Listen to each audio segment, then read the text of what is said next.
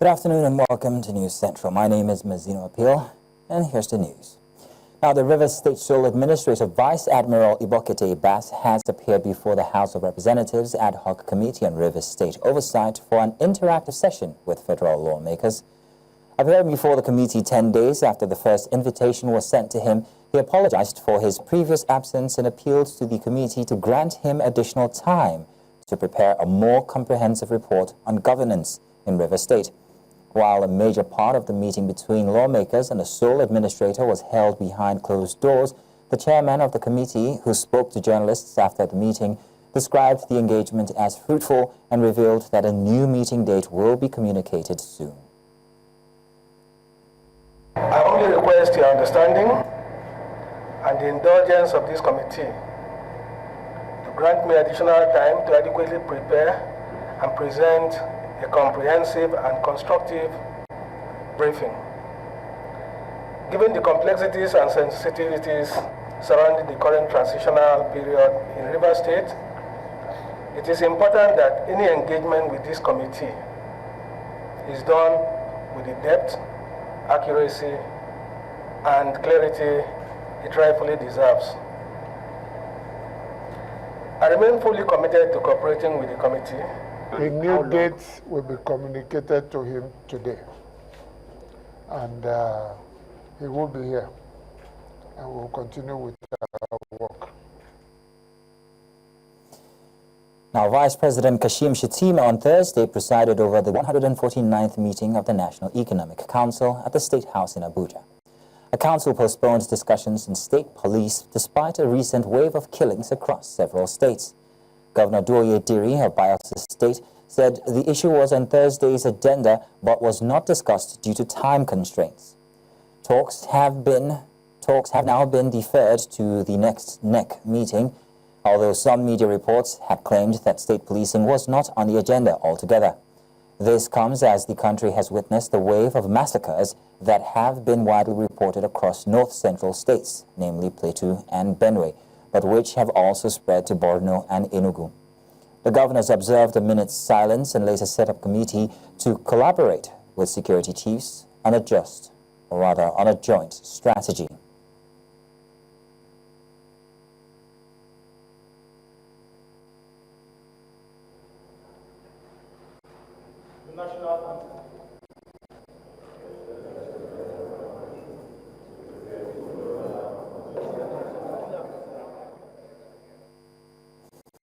News Central TV, staying true to its mission of amplifying critical national conversations, hosted a high-stakes edition of its town hall series in Anambra State, with a focus on the escalating insecurity plaguing Nigeria's southeast. The event sparked a dynamic exchange of testimonies, tensions, and commitments on stakeholders' confrontation, the harsh realities facing the region. News Central's Israel Eferobo has more details. All stakeholders protest together. The town hall drew a diverse mix of participants, including traditional rulers, community leaders, concerned residents, and law enforcement officials, all united by a shared sense of urgency to address the deepening crisis.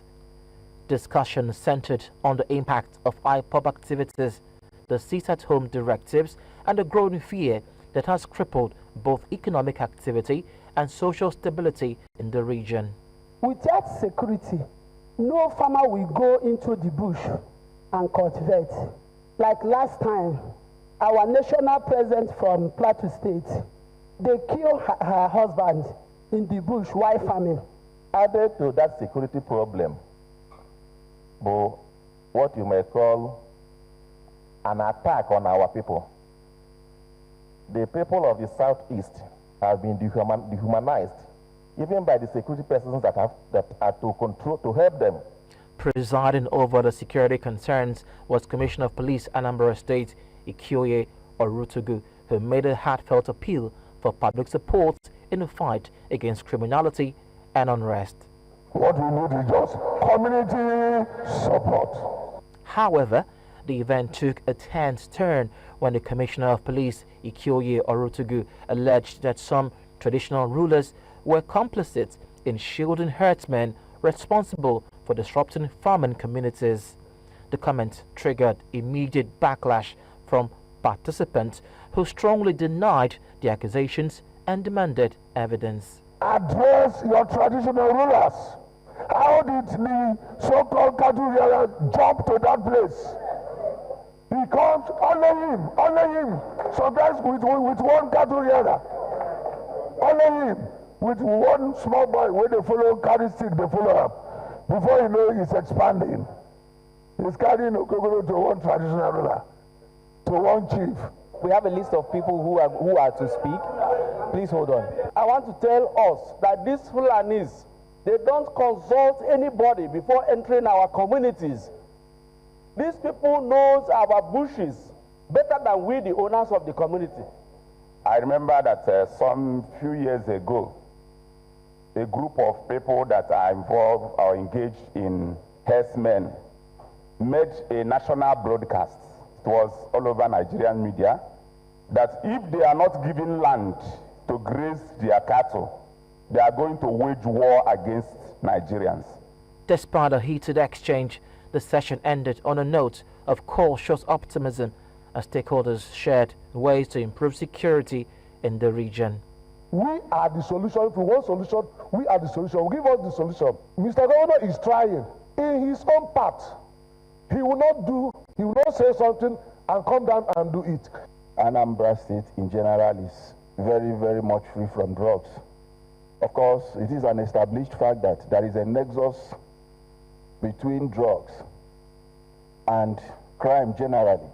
In a pivotal moment, the managing director and editor-in-chief of News Central Television, organizers of the town hall meeting, secured a public pledge from Commissioner Orotogu to consistently engage with citizens and ensure transparency in policing operations. The bottom line in all of this is there is an understanding here that CP Anambra, for as long as there's an assignment in Anambra, he will create time and the police will listen, and we're hoping that the information provided will lead to intelligence that will make it possible for us to say Anambra is now cleared of all forms of insecurity. As the southeast region continues to grapple with insecurity, the call from this town hall is clear. The time for listening and collaborative action is now. Now, primary school teachers under the Federal Capital Territory Administration's Local Education Authority on Thursday barricaded the entrance of the FCTA Secretariat in Abuja. The protesting teachers, who turned out in large numbers, accused FCT Area Council Chairman of neglecting their welfare and failing to prioritize basic education. News Central's correspondent Joshua Marai has more in this report. Local Education Authority school teachers from across the 6 area councils of the FCT stormed the FCTA Secretariat in protest demanding urgent government intervention. Carrying placards and chanting solidarity songs, the teachers called for the immediate payment of the outstanding allowances and the implementation of minimum wage arrears. We are asking for the area council chairman to implement our minimum wage. We are asking for our 40% peculiar increment of salary, our 35% increment of salary, our 25% increment of salary to be implemented, including also our annual increment. As you see me now, I'm right. They should implement our minimum wage, 40% peculiar, 35% wage award, all the money they have put in the government workers because of as a result of subsidy removal. Teachers have not benefited in it, even 1 naira. They also accused area council chairman of violating a memorandum of understanding previously signed with the union. 3-4 MOU has been written with chairman and none of it has been implemented. They are written is with them, nothing was done. As I'm speaking to you, an assistant director in area council will be receiving 180 something, and somebody in FCDA and UBEP will collect 485. One thing I'm still saying is, if they cannot do something for us, at least they should remove us from this. They should remove us from this local government chairman. We are tired because we don't really know what they are doing to us. We are becoming beggars. And without teachers, we made them what they are today. We are angry. As the protest continued, the teachers made one key demand: that the federal government take over the funding of primary education in the Federal Capital Territory. In Abuja, for News Central, I am Joshua Imarayi. Moving back to our previous story brought to you, where Vice President Kashim Shettima on Thursday presided over the 149th meeting of the National Economic Council at the State House in Abuja. We have joining us from Abuja Dr. Sam Amadi, Director of the Abuja School of Social and Political Thought. Dr. Sam, you're welcome. Thank you very much for joining us this afternoon. Thank you very much. You're welcome. Now, there had been reports that the council wasn't going to discuss state police, and then they didn't, citing time constraint. So what could be so pressing that a matter at the heart of the nation currently regarding security couldn't be discussed? Well, I don't think it has anything to do with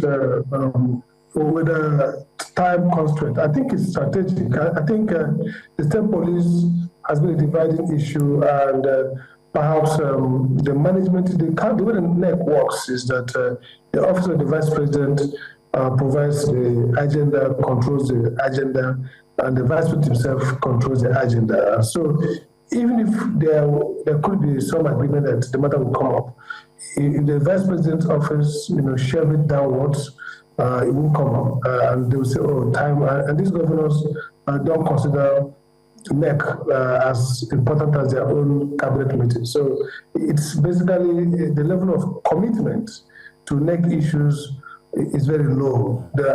Oftentimes they pay lip service. No governor really takes those issues as personal because oftentimes there are public issues that no state has, extraordinary impact on a particular state, and so the governors do not lead on them. And so if the vice president office for any reason does not prioritize an issue, then it misses out in the shuffle of agenda. Again, except the state governor cares so much as to raise it and insist on that matter being discussed, it might be continuously shelved of the deliberations at the NEC. Yeah. Now, Dr. Amadi, the Nigerian Governors Forum has backed tech-driven security reforms and increased recruitment. Is this a solution we're looking for? Sorry, I didn't get that clear. They've backed tech-driven security reforms. That's the Governors Forum. I'm asking whether this is the solution that we're looking for. Yeah, it's a solution that should not displace the other structural change. Okay, look, with more technology deployment, better technology use of technology, you will deal with some of the insecurity issues. We saw that with Anambra, with P2B, and Obiano continued, and perhaps Soludo is doing the same. So security, use of technology we have, especially in terms of monitoring, in terms of control centers to know what's going on in the state, rapid response, it works. But again, the operational efficiency of the police and the preventive nature of law enforcement requires structural change of the structure of the country's security architecture and the constitutional facilitation. And so if the governors, for example, based on the constitution, do not have the ability or the tools, the constitutional powers to take certain actions that are critical to efficient policing, because the power is concentrated on the IG, and the IG is mostly answerable to Mr. President, then you're going to get constrained in terms of the level of productivity and efficiency you will see in dealing with insecurity. So the fact that we could use technology should not be an alternative to needed restructuring, especially in terms of designating centers of authorization for law enforcement. So the idea of state police or even community police, it goes to not just about technology or logistics of policing, but as to the legality, who authorizes what, the legislative and legal support systems that enable more efficient operations. So I think that the discussions around better use of technology should be complementary to the more strategic redefinition of the constitutional and legal architecture of security in the country. So not a substitute, instead a complement. Thank you very much, Dr. Amadi. One last question here. The Council formed a committee to come up with a joint security strategy. Yet again, another committee. What do you expect to come out of that?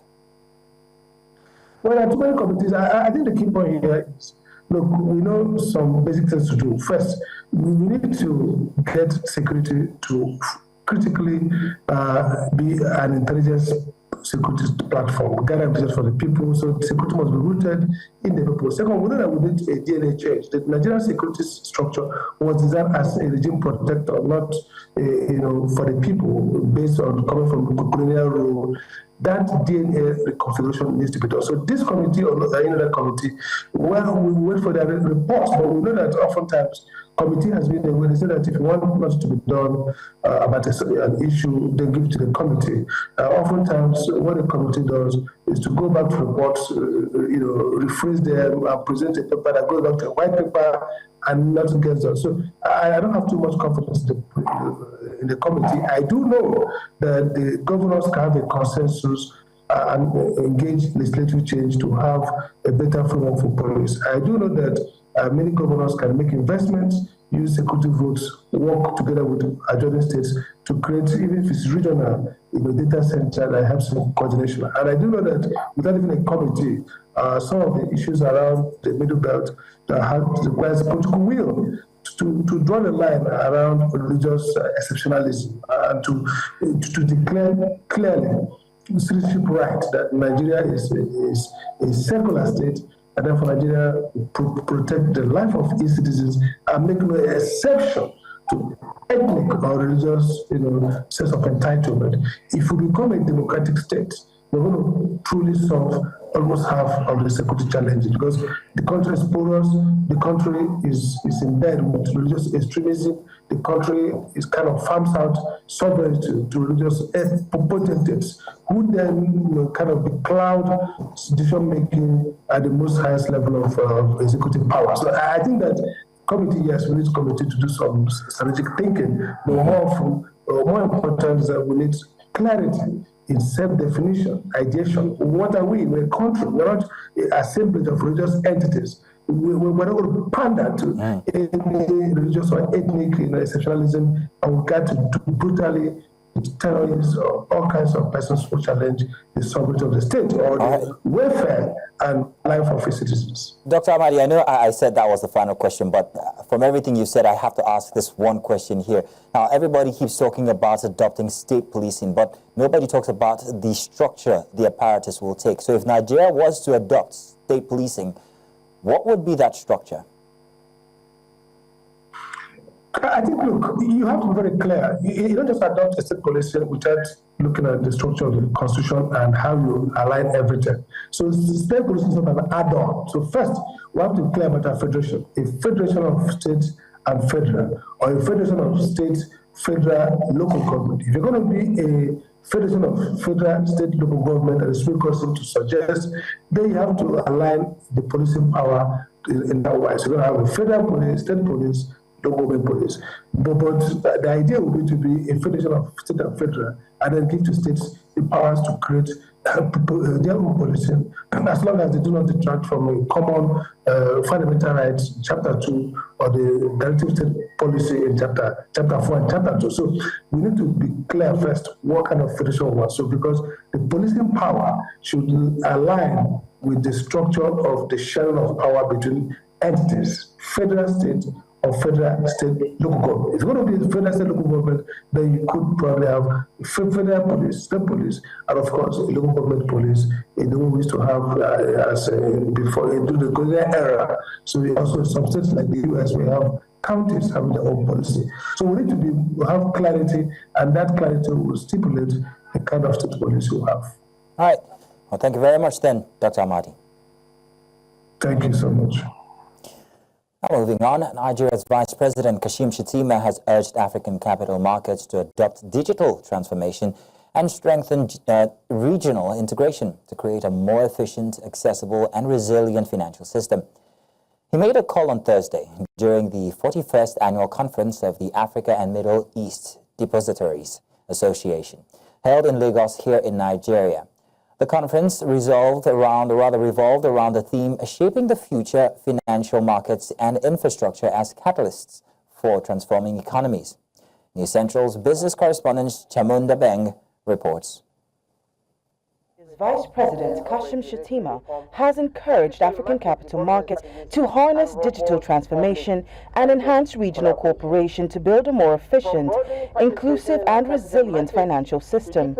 Financial market infrastructures, including depositories, clearinghouses, payment systems and digital platforms, play a critical role in fostering trust, ensuring transparency and maintaining the liquidity necessary for efficient market operations. Across Africa and the Middle East, we are witnessing tectonic shifts in how we engage with one another and the wider world. These shifts, driven by innovation, useful demographics, digital disruption and economic realignments, compel us to rethink the very architecture of our financial ecosystems and economic management models. Vice President Shettima emphasized that the President's Tinubu administration is dedicated to enhancing Nigeria's financial market infrastructures by combining regulation, reform, capital market development strategies, and strong public-private partnerships. He further emphasized the importance of expanding capital market participation, improving financial access for MSMEs and startups, and supporting infrastructure development through green bonds, social bonds, and sukuk. Basically, yes, I mean, the most important element in any capital market would be the liquidity. And then for us to have a liquidity, we need to focus on having an easy market access to any investor. But again, let's not forget that with the trend that is going on, we need to diversify and the asset classes that are being provided. Speaking on the sideline of the event, CEO of Central Securities Clearing System, Dr. Haruna Jallo Waziri, says that there is need to correct investor education. By that, I mean, the ability to bring in new investors, younger ones, at any point in time to begin to understand the value that the capital market has. We need to also begin to bring in more companies to be listed. So I don't understand why the NNPC is not listed. I don't understand why the NLNG is not listed. Very large companies like Olam, all of those things, they should be here. In using financial markets and infrastructure as catalysts for transforming economies, several strategic approaches can be adopted through promoting financial inclusion, leveraging on digital transformation, and strengthening regional integration. Reporting for News Central Lagos, I am Chamun Dabeng. The National Museum in Lagos has commemorated World Heritage Day with a colorful celebration highlighting Nigeria's rich and diverse cultural heritage. Although the global observance took place on the 18th of April, the museum held its event on Thursday due to the public holiday that fell on the official date. News Central's Uluwakemi Alimi was at the celebration and brings us this report.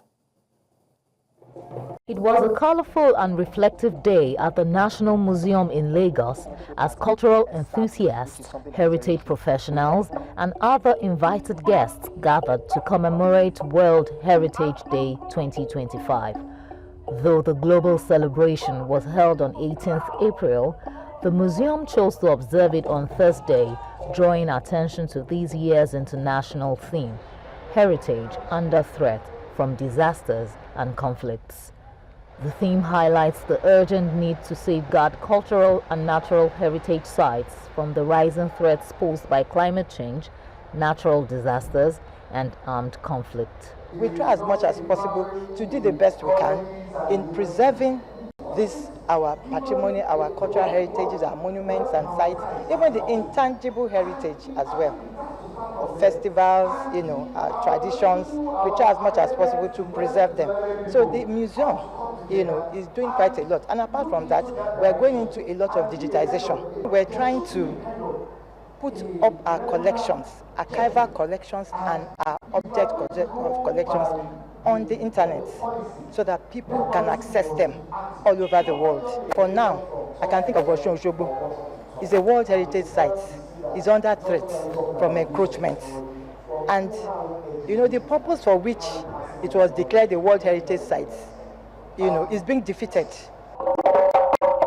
The event featured traditional dances, a keynote lecture, exhibitions, and panel discussions, all aimed at emphasizing the importance of preservation, resilience, and awareness.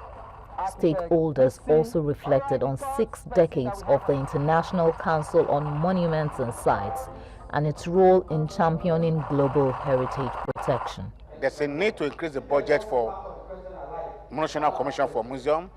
There's a need for professionals to be trained, capacity building for professionals. And, you know, when there's a training, it will be, people are ready to do the job. There's also a need for community collaboration, both community and national and international collaboration. It is to tell us that the monuments we have are vulnerable, and we have so many monuments all over the world, and that every monument belongs to everybody. And for so, there's need for the monuments to be preserved, to be maintained and protected. So today, we create awareness, we tell the public, we showcase the relevance of our cultural heritage. There's a need to prioritize heritage in national budget. As Nigeria joins the rest of the world in recognizing this important day, the message rings loud and clear. Our heritage is more than our history. It is our shared future, and protecting it is a collective responsibility. In Lagos, for News Central, Oluwakemi Alimi.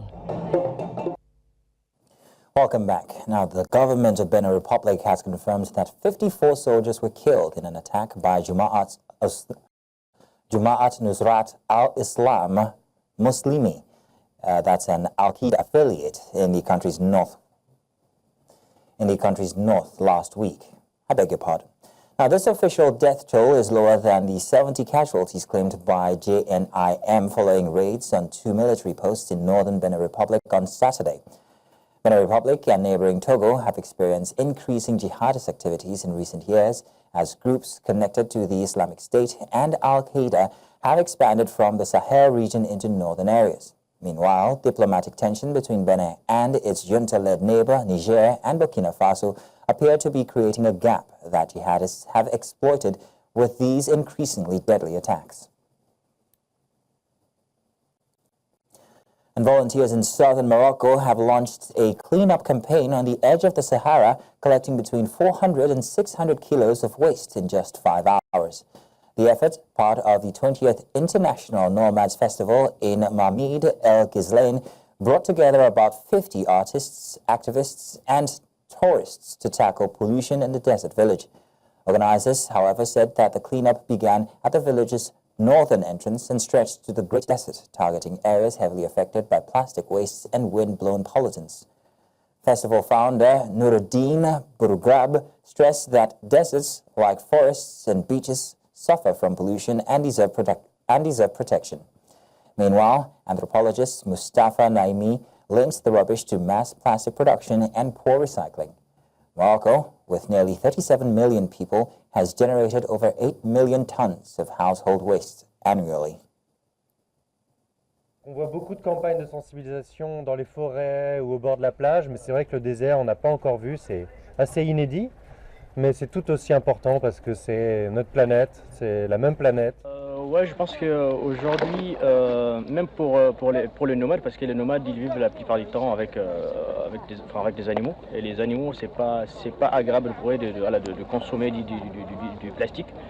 Donc c'est plus les épargner aussi. Donc pour moi ça reste quelque chose vraiment d'hyper important pour les animaux et pour même l'humain quoi. حملة شارك فيها شباب غيور على المنطقة وفنانين وفعاليات أجانب، يعني الكل كان سعيد أنه يشارك في هذا الفعل النبيل جدا، وهذا الأول إشارة النداء الصحاري التي بدأت تستغيث. التجربة الفريدة اللي قمنا بها في الدورة العشرية للمهرجان الدولي للرحل بدأت من مدخل محاميد الغزلان في الجانب الشمالي الذي يحاذي الصحراء، واللي كيعرفوا حتى الوت حتى هو مهم، ومشينا به حتى النهاية ديال القرية اللي هي بداية انطلاقة الصحراء.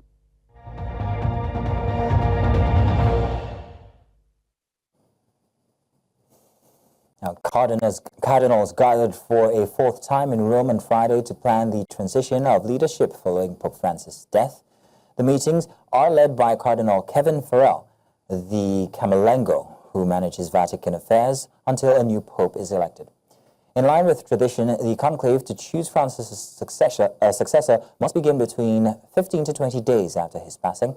Only cardinals under the age of 80, currently about 135, are eligible to vote. Meanwhile, preparations continue for Saturday's funeral in St. Peter's Square. Heads of state, including U.S. President Donald Trump and Ukraine's Volodymyr Zelensky, are arriving in Rome. Security has been intensified with airspace restrictions, rooftop snipers, and additional checkpoints around the Vatican.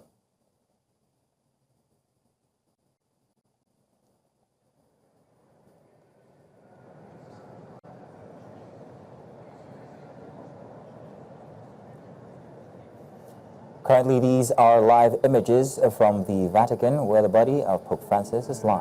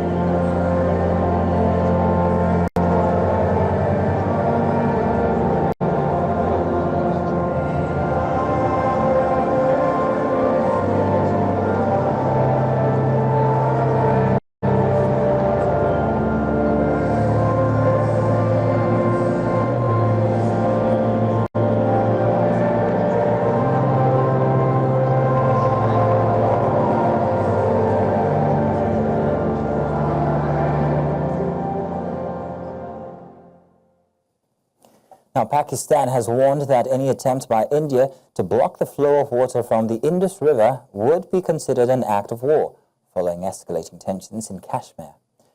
The warning came after India blamed Pakistan for a deadly shooting in Pahalgam, Kashmir, which left 26 civilians dead. The worst such attacks in a decade. Now, Indian forces have launched a major manhunt, naming 2 Pakistani nationals among the suspects. Troops exchanged fire across the line of control overnight as Pakistan denied involvement and condemned India's malicious campaign. India suspended a key water-sharing treaty, downgrading diplomatic ties and restricted visas. Pakistan responded by expelling Indian diplomats and shutting its main border crossing.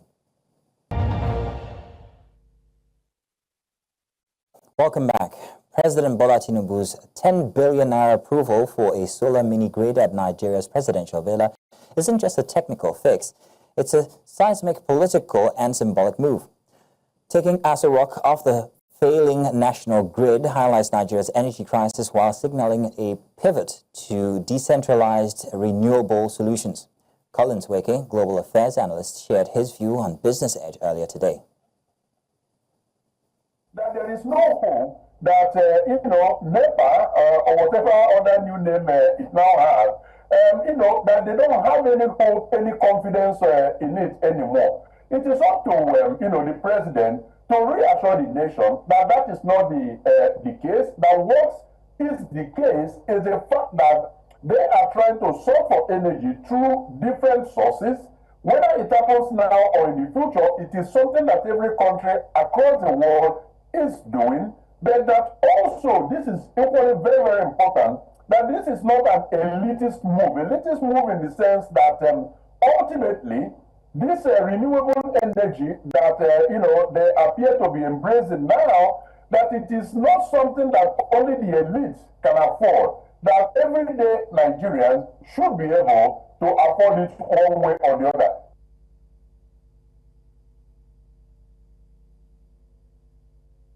The fees of the Commission have not changed since 2014.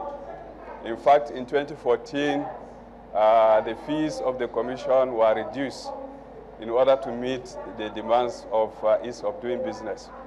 And ever since 2014, those fees have remained static to date. And what we've informed the public is that even when KAMA 2020 was promulgated, the Commission did not radically review the fees. And you know, technology platforms, particularly those things that have to do with cloud services, are expensive.